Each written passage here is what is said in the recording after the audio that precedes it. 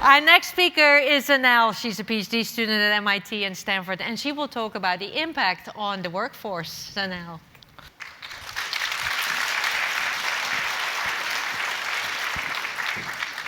So at first glance, WALL-E is a heartwarming story about a small robot with a significant mission.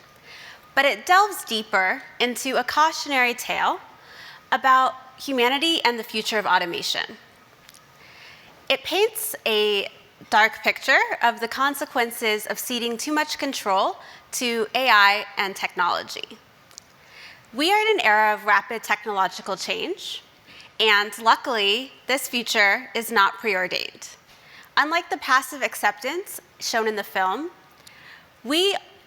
our real-life future with AI is being shaped by the decisions we make within our organizations and within our policy frameworks.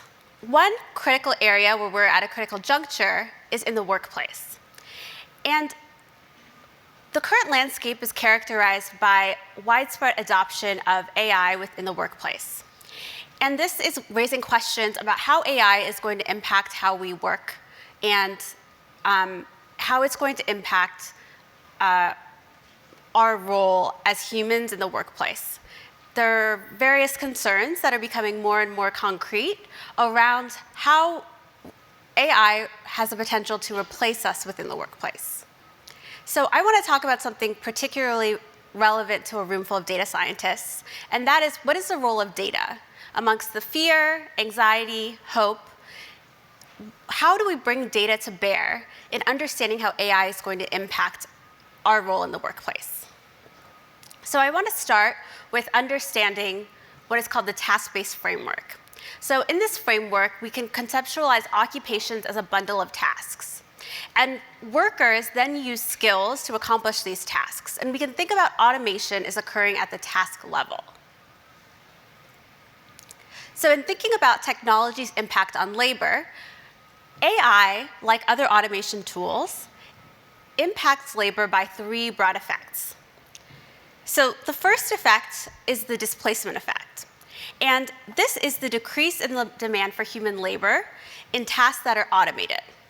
So as machines become increasingly able to perform tasks, firms will more and more apply those technologies to substitute for human labor. Next, we have the reinstatement effect. And this is the creation of new tasks fit for human labor. So for example, machines may require new tasks required to operate those machines, or machines could create the opportunity for new tasks that weren't previously existing in the economy. Finally, we have the productivity effect, and that's the increase in demand for labor in tasks that are not automated. So the substitution of labor by cheaper machines reduces production costs, which then induces declining prices and increased demand. So again, I want to talk about the role of data here. And I want to talk about three main sources of data. So one important source of data is administrative data. And one example of this is ONET, which is a comprehensive database of data about the skills and tasks within each occupation in the US economy, built through a set of surveys and interviews.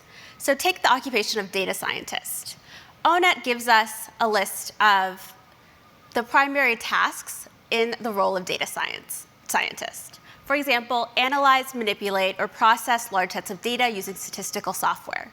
So researchers have used this database in order to pair detailed rubrics or detailed algorithms in order to understand what machine capabilities complement or might substitute for tasks within occupations. We also have data from the Bureau of Labor Statistics, such as the monthly jobs report and other administrative data. Additionally, we have data from experiments. So this could include staggered rollout of technologies, understanding the impacts from those, doing A/B tests, online experiments, also lab experiments. And finally, I want to highlight non-traditional data sources. So traditional data sources, while invaluable, often lag real-time events. And they can fail to capture the full spectrum of employment activities. So first, we explore job postings. So in the digital age, job postings can give us an understanding of employer demand. And this can allow us to identify emerging skills, track industry trends, and even predict future job growth. Additionally, we have data sets like the ADP National Employment Report. And this uses actual payroll data, and payroll data is incredibly valuable for getting more deep insights into employment trends and salary. This can help us gauge the health of the economy more accurately. Finally, one valuable source of data is employee reviews. So platforms that host employee reviews are gold mines of information about metrics that we can't get from the other sources. So this includes insights into the employee experience, helping organizations with their practices, and also helping policymakers to get more qualitative data about job quality experience. So I want to talk particularly about a technology that, of course, has captured a lot of attention, which is generative AI, and talk about the role of data in generative AI. So as I said, there's these three main categories of data, and researchers have brought all three to bear in understanding how generative AI is going to impact the way that we work. So I want to focus specifically on data from experiments and how we can use data from experiments to understand the impact of generative AI. Particularly, I want to talk about one experiment we ran last year to understand how generative AI is impacting the copywriting space. So the copywriting space is one sector that has had a rapid adoption of generative AI. And in our study, we had 3 treatments, which was 3 versions of a writing system that we built, where we varied the level of augmentation by generative AI. In system 1, we had no AI assistance. In system 2, we had slight augmentation. And in system 3, we had the highest level of augmentation. So these are just images of the system that we built. And you can see in system 3, with the highest level of augmentation, the generative AI generated example ads, and then the copywriters could then select from the ads and edit them if they so choose. So the value of our building the system is that we are able to get detailed trace data over how the copywriters are interacting with the system.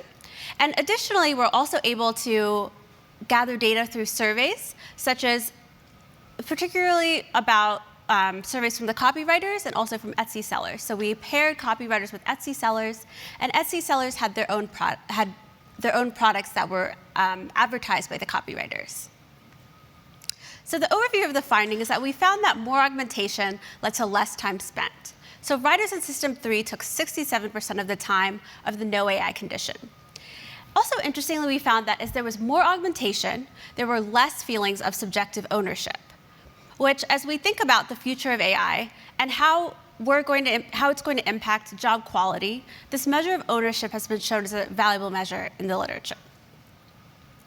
So in thinking about challenges for the future, I'm particularly concerned about job quality, job satisfaction, and worker well-being. And closely related, I'm concerned about inequality.